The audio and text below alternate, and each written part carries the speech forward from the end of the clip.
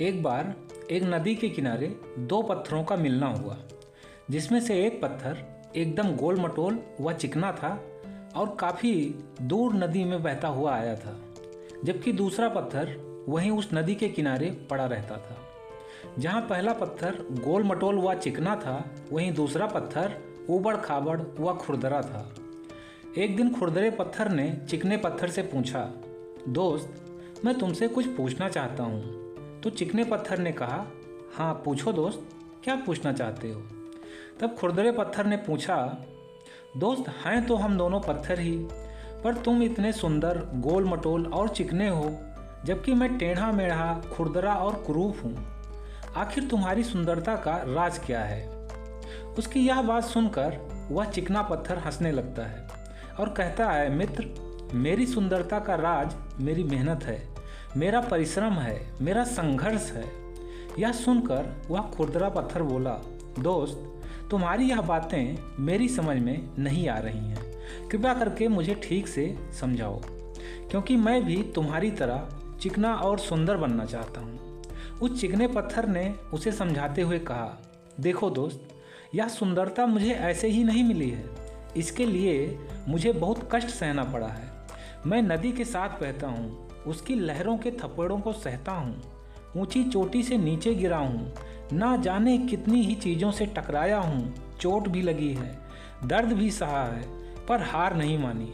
निरंतर नदी के तेज बहाव में बहता रहा हूँ, तब जाकर आज मुझे यह रूप प्राप्त हुआ है। मैंने यह रूप पाने के लिए अपने जीवन में बहुत संघर्ष किया है मित्र।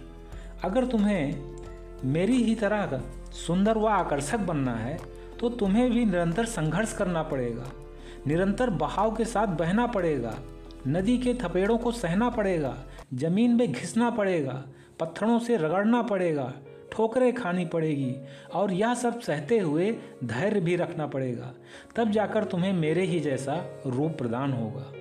उस चिकने पत्थर के मुंह से यह सब सुनकर वह खुरदरा पत्थर सोचने लगा कि जिसका भी जीवन देखने में सुंदर लगता है, उसके पीछे उसने कितनी मेहनत, कितना संघर्ष किया है, यह तो सिर्फ वही जानता है।